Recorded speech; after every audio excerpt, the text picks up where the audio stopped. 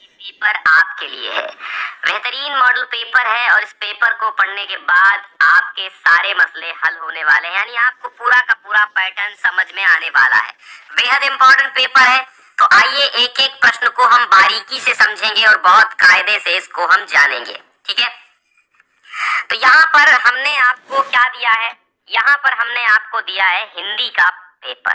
ठीक है, और इस हिंदी के पेपर को आपको बखूबी पढ़ना है, पहले समझना है। 3 घंटे का वैसे समय होता है और आपके विद्यालय में अगर 3 घंटे ना दें, 2.5 दें, तो भाई कोई आपत्ति नहीं होनी चाहिए, क्योंकि जो समय है वो 3 घंटे 15 मिनट का बोर्ड की तरफ से निर्धारित है।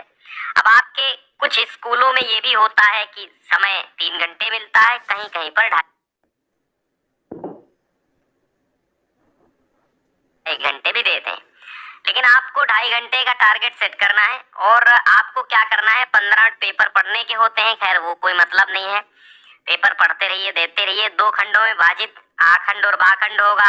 आपके 20 ऑब्जेक्टिव होंगे, 50 नंबर के कॉपी पे लिखने होंगे। ठीक है, खंड आ होगा, बहुविकल्पीय प्रश्न होंगे। पहला प्रश्न आपके स्क्रीन पर है कि आचार्य हजारी प्रसाद द्विवेदी की रचना नहीं है। फटाफट हल करवा देते हैं हम, सब समझ लो।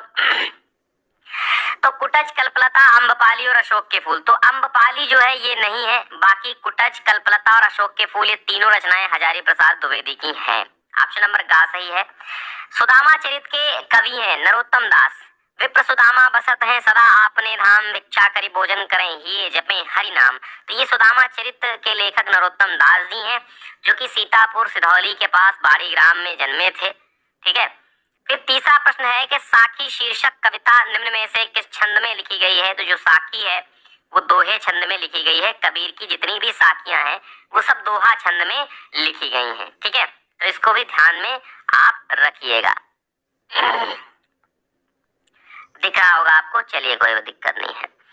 प्रेमाश्रम की रचना विधा है। प्रेमाश्रम क्या है? प्रेमाश्रम एक उपन्यास है और ये मुंशी प्रेमचंद का है। ऑप्शन नंबर ग यहाँ पर सही होने वाला है।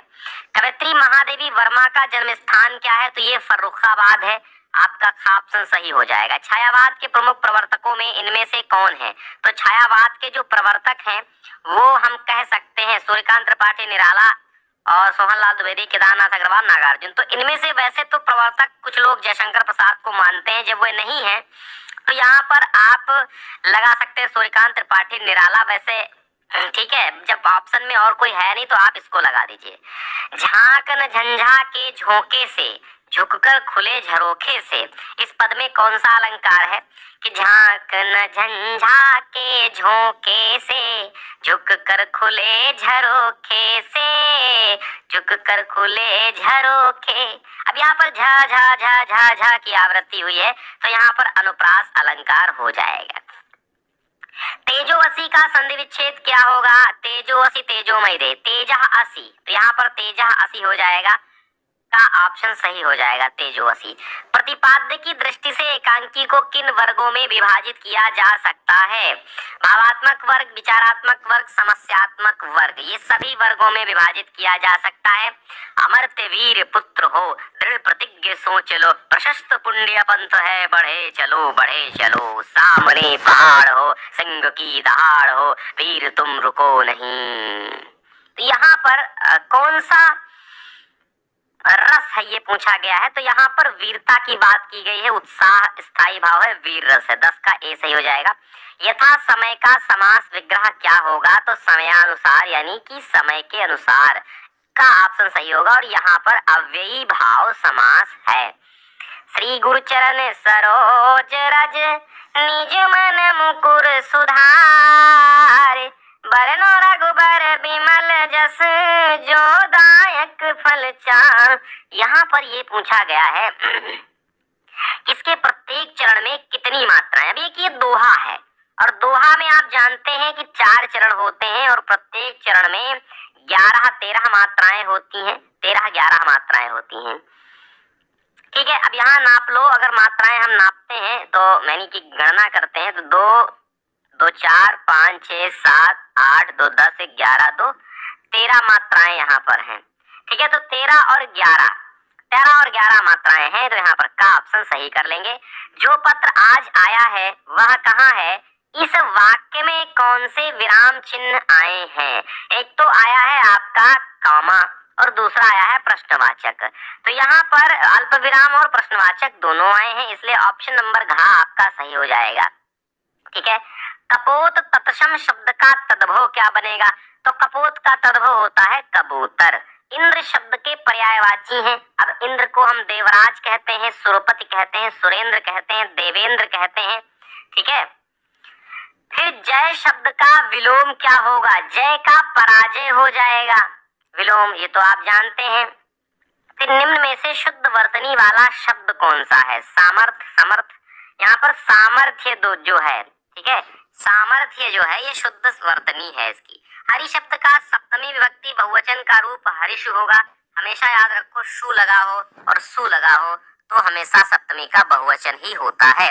भवामह रूप है, भवामी, भवावह, भवामह, तो ये हो जाएगा उत्तम पुरुष बहुवचन में। तो यहाँ पर लट लकार उत्तम पुरुष हम बहुवचन लिख देंगे। ठीक है। क्री धातु लोट लकार प्रथम पुरुष बहुवचन का रूप हो जाएगा। भाई क्री धातु है, लोट लकार है और प्रथम पुरुष है, बहुवचन है। ठीक है। तो यहाँ पर क्री धातु लोट लकार प्रथम पुरुष बहुवचन की बात है। यहाँ पर आपका ऑप्शन जो कुर्वन्तु सही है ये हो जाएगा। ठीक है, कुर्वन्तु ये हो जाएगा आपका ग नंबर। अब आता है खंड बा। यहाँ पर आपको देना होगा गद्यांश आधारित प्रश्नोत्तर के प्रश्नों के उत्तर। ठीक है। तो यहाँ पर लिखा है कि गद्यांशों को आप पढ़िए और उन पर आधारित प्रश्नों के उत्तर दीजिए। तो भाई पढ़िए और उत्तर दीजिए। थोड़ा सा हम छोटा कर ले। ठीक है, अब दिख रहा होगा। तो आज उस दिन की बात याद करके मुझे जितनी ग्लानि हो रही है उसे प्रकट नहीं कर सकता। मैं उसे खोज निकालूंगा और पैरों पर गिरकर अपना अपराध क्षमा कराऊंगा। वो कुछ लेगा नहीं, ये जानता हूँ। उसका जन्म यश की वर्षा करने के लिए ही हुआ है। उसकी सज्जनता ने मुझे ऐसा आदर्श दिखा दिया है जो अब से जीवन पर्यंत मेरे सामने रहेगा। ठीक है। तो यहाँ पर डॉक्टर चड्ढा ने अपनी पत्नी नारायणी से क्या कहा? तो अपनी पत्नी नारायणी से कहा कि मुझे उस दिन की बात याद करके बड़ी ग्लानि हो रही है, उसे मैं प्रकट नहीं कर सकता और मैं उसे खोज निकालूंगा। किसको? भगत को, बूढ़े भगत को। डॉक्टर चड्ढा बूढ़े को किन लोगों जैसा बता रहा है? डॉक्टर चड्ढा बूढ़े को उन लोगों जैसा बता रहा है जो यश की वर्षा करने के लिए ही जन्मते हैं। ठीक है। डॉक्टर चड्ढा को कौन सी बात याद करके दुख हो रहा है? डॉक्टर चड्ढा को भगत के बच्चे का इलाज ना करने वाली बात को याद करके दुख हो रहा है कि मैंने उसके इलाज को देखने से मना कर दिया था, मतलब उसके बच्चे को इलाज करने से देखने से मना कर दिया था। कस्तूरबा ने अपनी कृतनिष्ठा के द्वारा ये दिखा दिया कि शुद्ध और रोचक साहित्य के पहाड़ों की अपेक्षा कृति का एक कण अधिक मूल्यवान और आबदार होता है। शब्द शास्त्र में जो लोग निपुण होते हैं उनको कर्तव्य अकर्तव्य की हमेशा ही विचिकित्सा करनी पड़ती है। कृतनिष्ठ लोगों को ऐसी दुविधा कभी परेशान नहीं कर पाती। कस्तूरबा के सामने उनका कर्तव्य किसी दिए के समान स्पष्ट था। कभी कोई चर्चा शुरू हो जाती तब मुझसे यही होगा, ये नहीं होगा, इन दो वाक्यों में ही अपना फैसला सुना देती। कस्तूरबा ने अपनी कर्मनिष्ठा के द्वारा कौन सी बात को सिद्ध कर दिखाया? स्पष्ट कीजिए। तो आप लिखेंगे कस्तूरबा कर्मनिष्ठ नारी थी। उन्होंने अपनी कर्मनिष्ठा के द्वारा इस बात को सिद्ध करके दिखाया कि रुचिकर पुस्तकों के ढेर को पढ़ने से कहीं अच्छा है कोई छोटा सा कार्य तत्परता से और लगन से कर लिया जाए। ठीक है।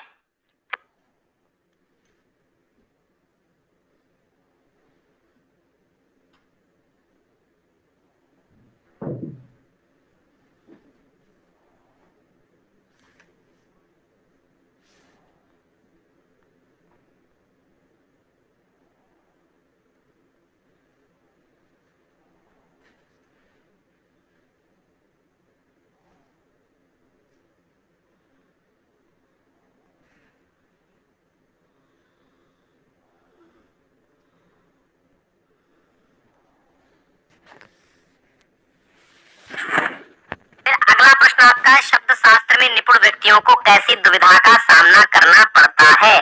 तो शब्द शास्त्र में निपुण यानी शब्द शास्त्र में निपुण यानी कि जिन लोगों को पुस्तकीय ज्ञान विस्तृत है उन्हें अनेक बार क्या करना चाहिए क्या नहीं की दुविधा का सामना करना पड़ता है। ठीक है, कस्तूरबा के सम्मुख उनका कर्तव्य किस प्रकार स्पष्ट था। कस्तूरबा कर्म में आस्था रखती थी, अतः उन्हें संदेह ने कभी नहीं घेरा। उनका लक्ष्य अंधकार में दीपक की भांति स्पष्ट था। ठीक है, कि प्रीतम छवि नैनन बसी, पर छवि कहाँ समाए, और भरी सराय रही मुल्क की पथिक आप फिर जाए। किस प्रकार हृदय में किसी भी वस्तु अथवा प्राणी का मोह नहीं होता, स्पष्ट कीजिए। ठीक है, जब किसी प्रियतम की छवि, प्रियतम की दृष्टि, प्रियतम का चित्र नेत्रों में बसा होता है, हृदय में बसा होता है, तो किसी भी वस्तु का मोह नहीं रहता। प्रस्तुत पद्यांश का भावार्थ स्पष्ट कीजिए। तो रहीमदास जी क्या कहते हैं कि जब अपने प्रियतम की, किसी प्रिय की छवि नेत्रों और हृदय में बसी होती है तो दूसरों की छवि नहीं समाती, अर्थात दूसरों की छाप वहां पर नहीं पड़ती है। कहते हैं रहीमदास जी कहते हैं कि ठीक उसी प्रकार जैसे सराय, भरी हुई सराय अर्थात भरी हुई सभा को देखकर, या भरी हुई सराय, सराय मतलब होटल, भरे हुए होटल को देखकर कोई राहगीर अपने आप ही वापस चला जाता है, ठीक उसी प्रकार। ठीक है, प्रस्तुत पद्यांश में प्रयुक्त छंद क्या है, तो दोहा छंद है यहाँ पर कि है विखेर देती वसुंधरा। अब दो में से एक करना होगा पद्यांश, दो में से एक गद्यांश करना होगा, दो में से एक पद्यांश भी करना होगा। ठीक है विखेर जेती वसुंधरा, मोती सबके सोने पर, रवि बटोर लेता है आकर सदा सवेरा होने पर, और विराम दायिनी अपनी संध्या को दे जाता है, शून्य शाम तनु जिससे उसका नया रूप झलकाता है, नया रूप झलकाता है। ठीक, अब यहाँ प्रस्तुत कवि काव्य पंक्तियों में कवि ने किसके प्राकृतिक सौंदर्य का वर्णन लक्ष्मण के माध्यम से कराया है। तो वसुंधरा के प्राकृतिक सौंदर्य का वर्णन लक्ष्मण के माध्यम से कराया है। ठीक है, तो एक बात फिर से समझिए कि जब संसार के इन काव्य पंक्तियों में कवि ने पंचवटी के प्राकृतिक सौंदर्य का मनोहारी वर्णन लक्ष्मण के माध्यम से कराया है। ठीक है, ये बात समझ में आई। फिर दूसरा है कि प्रस्तुत काव्य पंक्तियों में कवि ने ओस के कणों को किसके तुल्य बताया है। तो प्रस्तुत काव्य पंक्तियों में कवि ने ओस के कणों को चमकने वाले मोती के समान बताया है। ठीक है, प्रस्तुत काव्य पंक्तियों में किस भाषा शैली का प्रयोग किया गया है, तो भाषा आपकी शुद्ध साहित्यिक खड़ी बोली है, शैली प्रबंधात्मक, चित्रात्मक, भावात्मक है। ठीक, अब यहाँ पर आता है अनिवार्य संस्कृत 4 अंकों में। श्री कृष्ण से जन्म भाद्रपद मास से कृष्ण पक्ष से अष्टम्याम तिथौ मथुरायाम अभवत। श्री कृष्ण का जन्म भाद्रपद मास में कृष्ण पक्ष के अष्टमी तिथि को मथुरा में हुआ। मध्य रात्रे यदा अयम उत्पन्न जाता, मध्य रात्रि में जब ये जन्मे, तदा आकाशे घटाटोपः मेघा मूसलाधार वर्षा अकुर्वन्, तब आकाश में छाए हुए मतलब घने बादलों के द्वारा मूसलाधार वर्षा हुई, अर्थात बादलों ने, मेघों ने मूसलाधार वर्षा की। तदा रात्रि अंधकार पूर्णा आसीत्, तो जब वे जन्मे तो रात्रि कैसी थी, तो रात्रि कैसी थी, अंधकार पूर्ण थी। परम वसुदेवः पुत्र से रक्षार्थम सद्यो जातम, परंतु वासुदेव ने पुत्र की रक्षा के लिए सद्यो जातम यानी तुरंत ही जन्मे, तम माने उनको, आदाय माने लेकर के, उत्ताल तरंगा यमुनाम उत्तीर्य, ऊंची तरंगों वाली यमुना में उतरकर गोकुले नंदग्रहम प्रापयत, गोकुल में नंदग्रह के अर्थात नंद बाबा के घर आए। तत्र बाल्यादेव श्री कृष्ण जनानाम हृदय वल्लभा अभवत, और वहां पर बाल्यकाल से ही श्री कृष्ण लोगों के हृदयों के प्रिय हो गए या प्रिय हुए। ठीक, तो ये कहाँ से लिया गया, वासुदेव नंदना श्री कृष्ण, आप जानते हैं। ये इस पाठ का नाम क्या है, इस पाठ का नाम कोई बताएगा कमेंट में भाई, है ना, बताओ, क्यों नहीं बता रहे हो आप, गोपाल नंदना, क्या कृष्ण गोपाल नंदना, है ना। हाँ, तो कृष्ण गोपाल नंदना पाठ से लिया गया है। संदर्भ कैसे लिखेंगे? प्रस्तुत गद्यावतरण हमारी पाठ्य पुस्तक के संस्कृत खंड के में संकलित कृष्ण गोपाल नंदना पाठ से उद्धृत है। रामकृष्ण एक विलक्षण महापुरुष आसीत। रामकृष्ण एक विलक्षण महापुरुष थे। तो इस तरह आपके दो आएंगे, ठीक है, दोनों आएंगे, दो गद्यांशों में से एक ही करना है आपको। फिर आपका दो श्लोक आएंगे, दो में से एक श्लोक करना है। संदर्भ भी लिखना होगा, संदर्भ मत भूलना, 1 नंबर का होता है।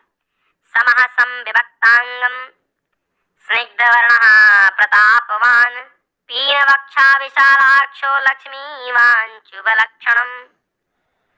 समः सम विभक्तांगः, समः सम का मतलब होता है सबको समान समझने वाले, विभक्तांगः समान रूप से विभक्त अंगों वाले, स्निग्ध वर्णः सुंदर रंग वाले, प्रतापवान प्रतापी, पीनवक्षाः मोटे वक्षस्थल वाले, विशालाक्षो विशाल नेत्रों वाले, लक्ष्मीवान लक्ष्मीवान अर्थात शुभ लक्षणों वाले, लक्ष्मीवान यानी लक्ष्मी से युक्त और शुभ लक्षणों वाले कौन है? श्री राम है। यतो यथा समीह से, तो ये कहां से लिया गया? पुरुषोत्तम रामः से लिया गया है, ठीक है। और ये दूसरा वाला वंदना से लिया गया, यतो यथा समीह से ततो नो अभयम कुरु, जिससे चाहते हो उससे हमें निर्भय करो। शन्नः कुरु प्रजाभ्यो अभयम नः पशुभ्यः, यानी कि हमारी प्रजा का कल्याण करो और हमें पशुओं से निर्भय करो। फिर दीपदान एकांकी का कथानक, देखो प्लेलिस्ट बनी हुई है, आप वहां से पढ़ लीजिएगा। और model paper .info, model paper, ठीक है, .info डालिए तो मॉडल पेपर कक्षा 9 के मिल जाएंगे आपको। दीपदान एकांकी प्रमुख पात्रा नायिका का चित्रण कीजिए। फिर आपको एक जीवन परिचय देना है, एक कवि का और लेखक का 4-4 अंकों में। फिर आपको पाठ्य पुस्तक से कंठस्थ किया हुआ एक श्लोक लिखना है, लिख दो भाई। वृत्तम यतनेन संरक्षेद वित्तमायाति याति च अक्षीणो वित्ततः क्षीणो वृत्तस्तु हतो हतः, ठीक। फिर जो है 2 प्रश्नों का उत्तर आपको संस्कृत में ही देना होगा। ईश्वर से कहा स्वरूपा अस्ति रामो वीर्यो वीर्य कीदृशः आसीत, ठीक। इसमें से 2 का उत्तर आपको देना है। फिर मुहावरे आएंगे, आंखें 4 होना, प्यार होना, जले पर नमक छिड़कना। अब इसका मतलब बताओ।